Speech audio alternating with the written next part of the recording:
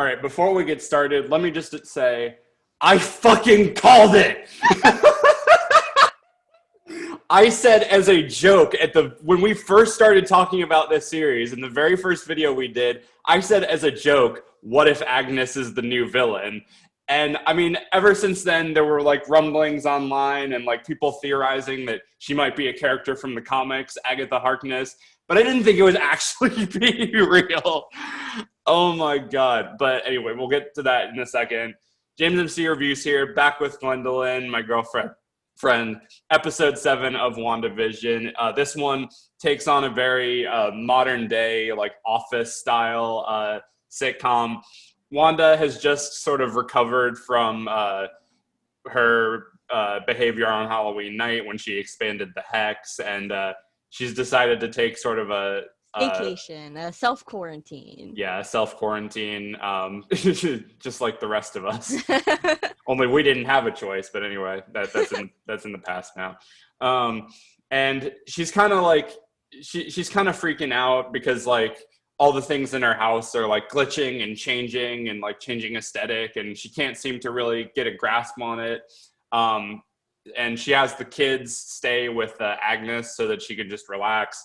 Meanwhile, Vision has just woken up after being pulled back into the hex. He's at the circus. He hangs out with Darcy. He pulls her out of the like trance because she was in the mindset of an escape artist, and she thinks he was hitting on him. He pulls her out of it. He asks for information, and they basically, escape and try to get back to Wanda so they can stop her.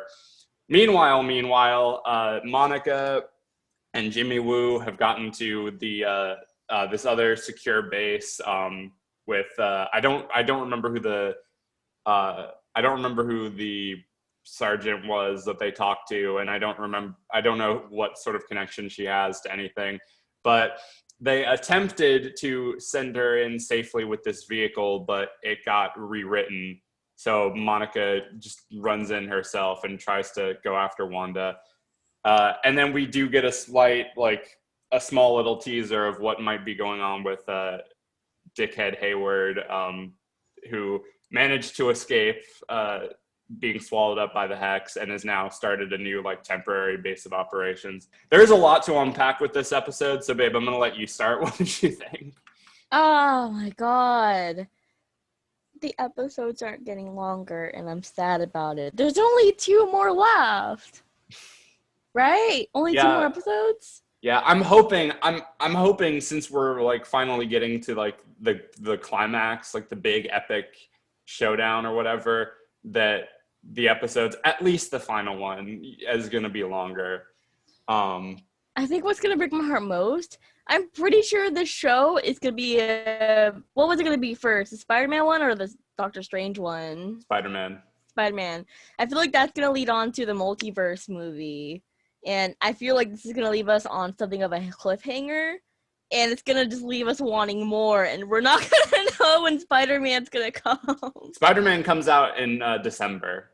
So, oh, really? Yeah. We haven't gotten any trailers for it yet. Nope. they've been see, well, here's the thing. So I don't know if they're still working on it, or they're just waiting for all the other, because they've got a million other Marvel things still yet to come out.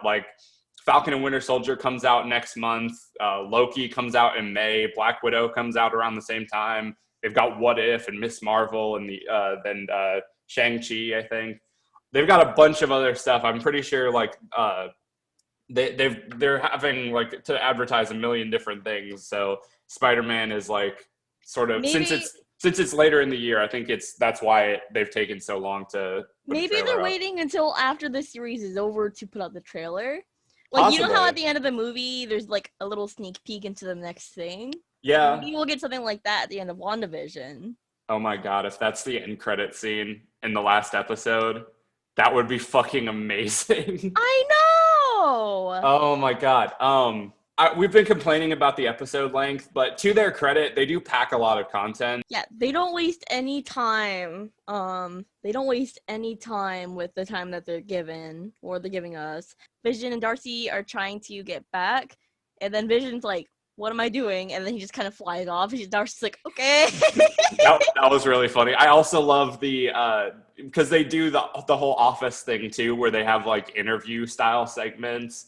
And Vision with the fucking lavalier mic attached to his, I was gonna say costume, but I guess it's just his body. And he's like, "What the fuck am I doing? What I could just fly out of here." This is absurd. Why am I doing sitting here? I love that. I love that so much. It's amazing how even so far into the series, when things are still getting so like intense, that the show can still be really funny. Monica beat both Darcy and Vision in getting there. Well, because so when Monica goes through the hex, which is a fucking gorgeous scene, by the way, she goes through the hex and she's kind of like hearing like all the voices of people telling her like inspirational things, or how strong she is. And she's at first, when she's trying to go through, she's kind of like being split apart, like all the different, I guess, versions of herself. And then when she finally like pulls herself together and then walks through, she has powers, which she does. Her eyes are like blue and like, yeah. And she also, I think, does have powers in the comics, so that's accurate. And the when she has the blue eyes, we get kind of like a glimpse of what the inside of the hex really looks like without the like sitcom filter over it, and it looks really weird and trippy and shit. But yeah, that was cool, and I'm sure that's going to play a part in Captain Marvel too, and I hope that we see Monica involved in like the final battle in the last couple episodes. Oh God, Captain Marvel 2.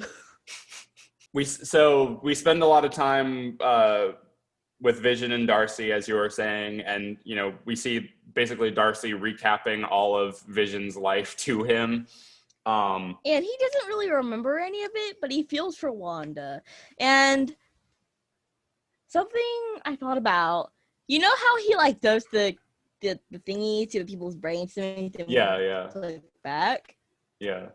It's not possible for him to do that to himself, right?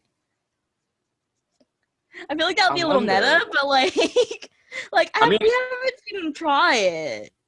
I don't know. Yeah, that's kind of interesting. Huh. I mean, well, I guess he doesn't really need to now that he knows everything.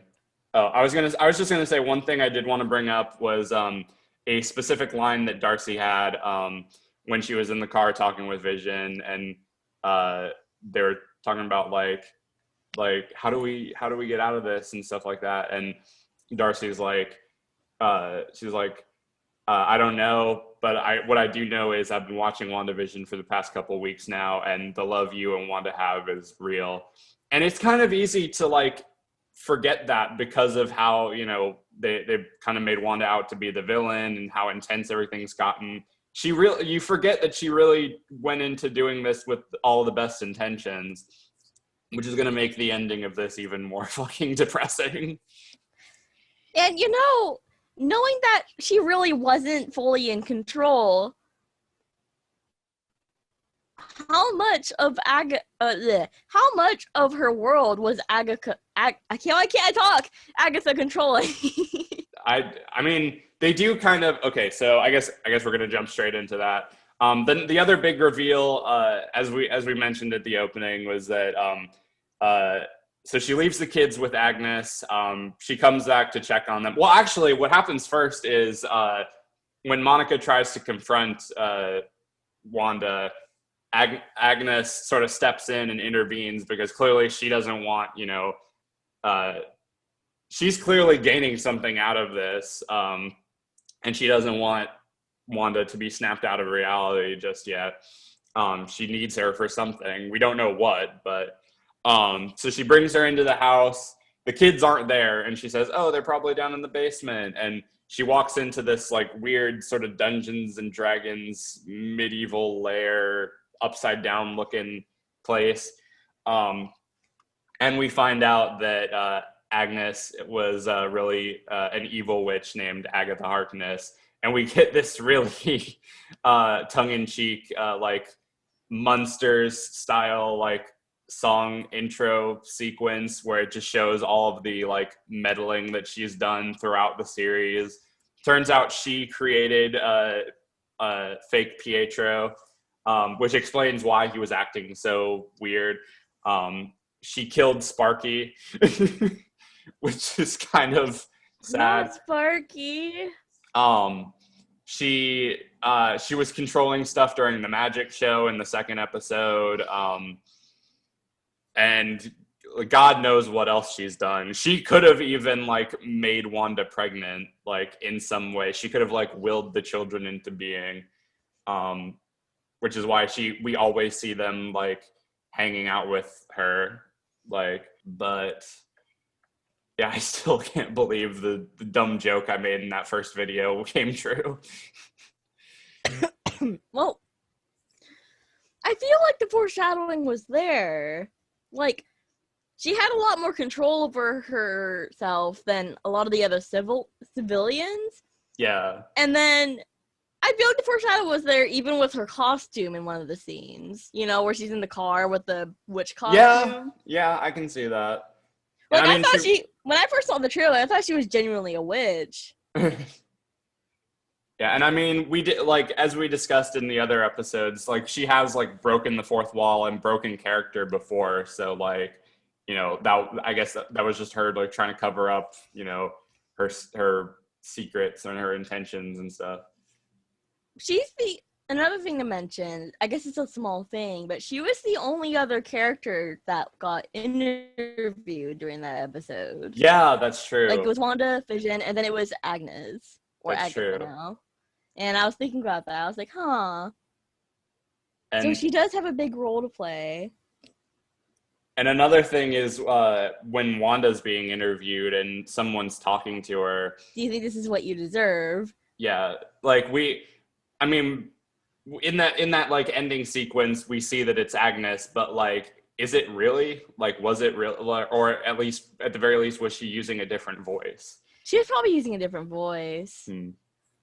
I mean, she can alter reality. Who knows what Wanda was seeing then? Few other things that I noticed. At some point in the like sort of morning sequence when Wanda is pouring herself cereal and the milk carton keeps morphing, at one point there's a missing person's notification on the milk carton, but the picture was too blurry, so I couldn't tell like if it was anyone like important or like a reference to something. I thought it might have been Billy, but like you said, the picture was really blurry. Yeah. And I mean, Billy was still like there at that point.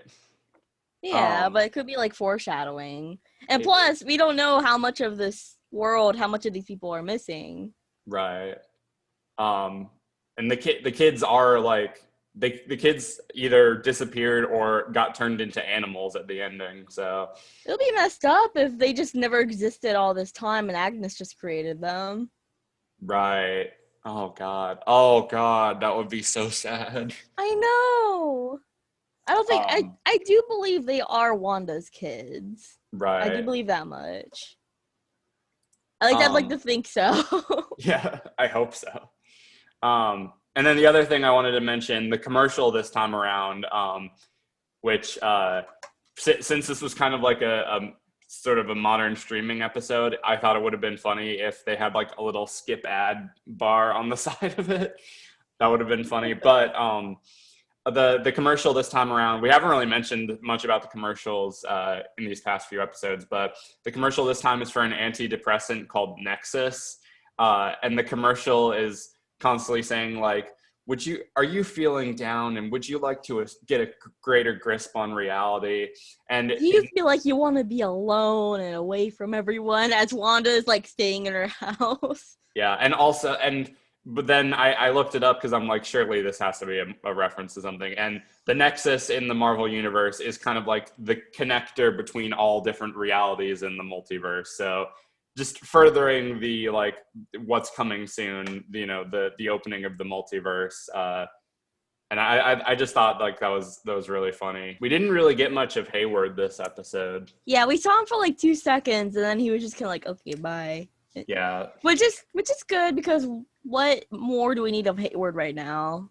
Well, actually, we do find out that Hayward was wanting to bring Vision back, for his own use, and that's why Monica went in, is because she wanted to let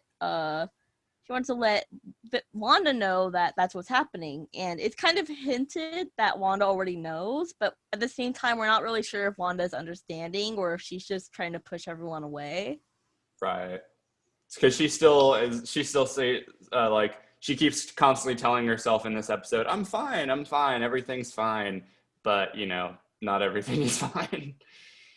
And yeah, we do get like episode 7, Wanda has a breakdown.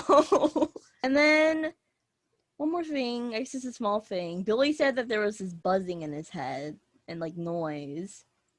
So we're probably guessing he can hear, like, he can feel everything that's going on in the hex too. He Possibly. can feel that like the hex is kind of like breaking down and losing control. And Wanda kind of brushes it off. She's like, oh, whatever, kids, it's fine. She's like, you think I have all the answers, and the sad thing is I don't. Straight up to her kids. Wanda is the best mom. Oh, well, you did say Monica has powers, and like during that confrontation, we can kind of see that as well. Like, she steals herself a lot better when Wanda like pushes her off. Right. I don't know much about her character or what power she gets, but I am interested in like how she develops. Yeah, I'm sure we're gonna get more about that in the next couple episodes. And like I said, she's gonna play a major role in Captain Marvel too. So that honestly has me, like, between the new director and the inclusion of Kamala Khan and Monica, I'm actually starting to get really hopeful for Captain Marvel too. Yeah, so thank you guys so much for watching.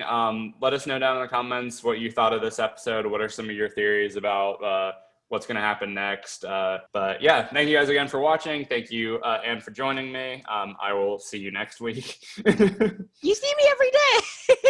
Yeah, but they don't know that. We just only talk once a week. Like, oh, babe, I missed you. You ready for Wandavision? Yeah, we only get together so that we can talk about how amazing this show is. We don't talk to each other after that. But yeah, until then.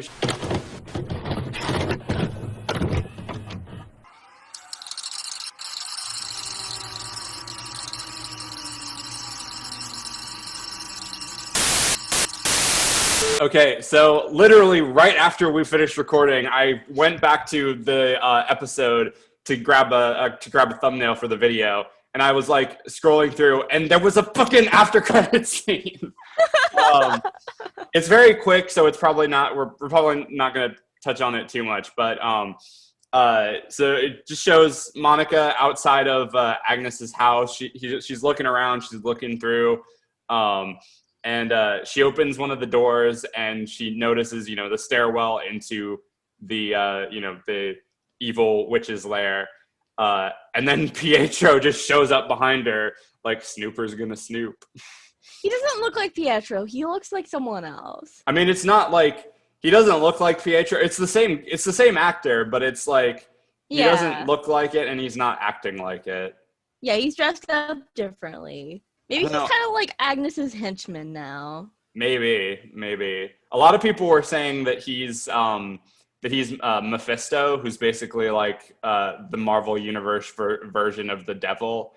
So maybe he has like some involvement in this. I don't know, but bottom line, I'm gonna be checking the credits from now until the end of the series because I don't want to miss another scene like that. But yeah, just wanted to bring that to attention. Thank you guys so much for watching, and